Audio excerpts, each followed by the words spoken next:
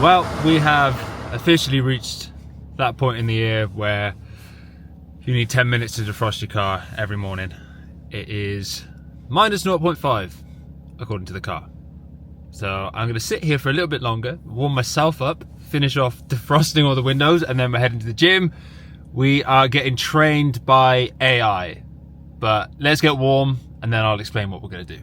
Okay then, we've arrived. So I was at a bit of a loss for what to do today, so I just simply asked ChatGPT, can I get a HYROX workout with a bit of strength and a bit of a threshold piece in a workout? Now, already looking at what it's done, it's very generalized. It's not exactly specific to me. So for example, I'm going to take the back squats and move them into box squats because hips are a little bit tight and I've got more running to do this week. But overall, it looks pretty good to start with. Starting off with some big generalized strength, some specific sled work, and then going into a threshold piece, which all looks like a good HYROX WOD. So I'm going to go in, warm up, start working through the first strength piece.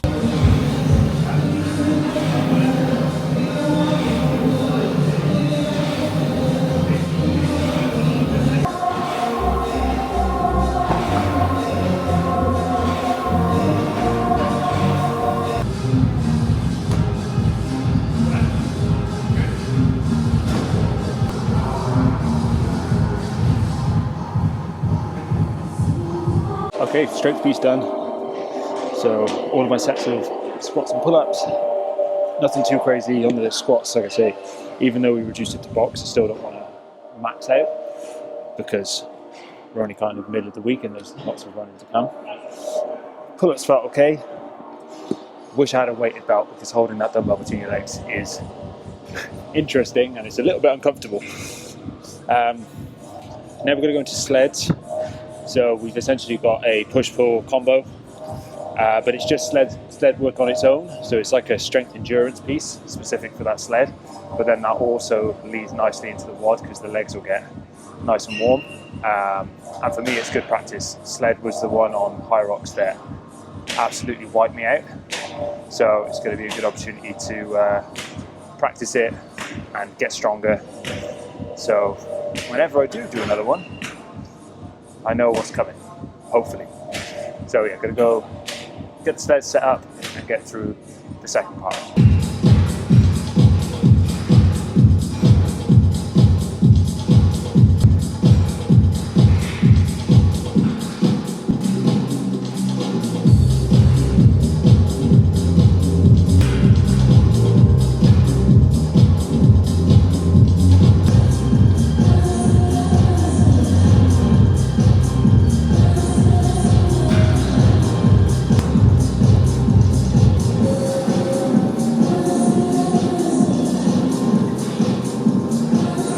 Okay, sled work done. Now we're going into the WOD. 4 rounds, 400 meters, 15 cal ski, 10 burpee broad jumps, and 30 meter farmer carry, all at HYROX pace, so threshold pace. Run. We're going to be on a treadmill, not a curved runner, so I'm going to try and figure out what pace I need to set that for, to go for like a 440k. Ski, I know what pace. Farmer's carry is fine, and then burpees trying to be as if we're in a HYROX pace, so not sending it because there is no way in hell I can send burpees in the middle of a HYROX. So we're going to get set up for that, and then that is the threshold piece designed by ChatGPT.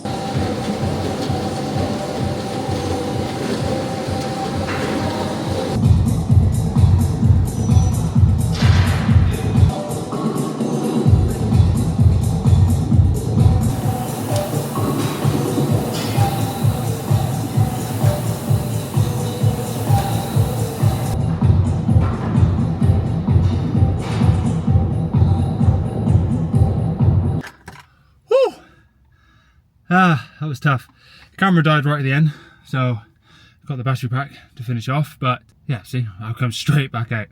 Managed to hold a 440 to 450 on the treadmill, which was good.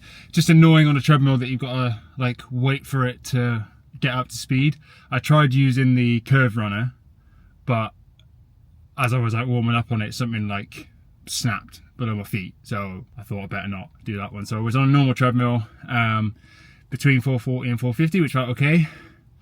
It was actually the burpees and the carries that I felt worse on. I felt like my pacing on the run and the ski was okay for me, but then trying to push the pace on those two is where like my heart rate jacked up. But having that minute rest in between just meant it could come back down, and then you can focus on like maintaining that pace. So to be fair, it's actually a pretty good workout. What I would say as a coach is there are some things to consider if you are using ChatGPT or AI to make your workouts. One is making sure that you use it as a template. Don't use it as like God's end, this is the exact answer, because it doesn't do a great job of individualizing. I know you can put prompts in to make it more individual to you, but you need to know yourself well enough to change things. Like I changed the squats today to box squats because I know what the rest of my week looks like. You've asked ChatGPT for like a one-off session, it doesn't take into account everything you're doing.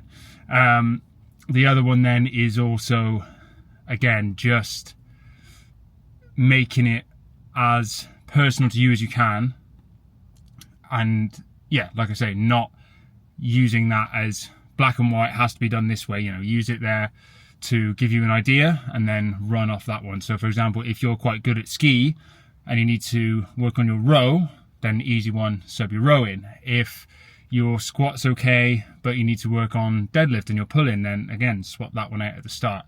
Again, you can put your prompts in to make it more personal, but yeah, just something from a coach. Don't use it as black and white, use it as a template, and it will be a great tool that you can potentially use. It will never ever be a sub for an actual coach though. And with that, the little foray into AI training, done for today.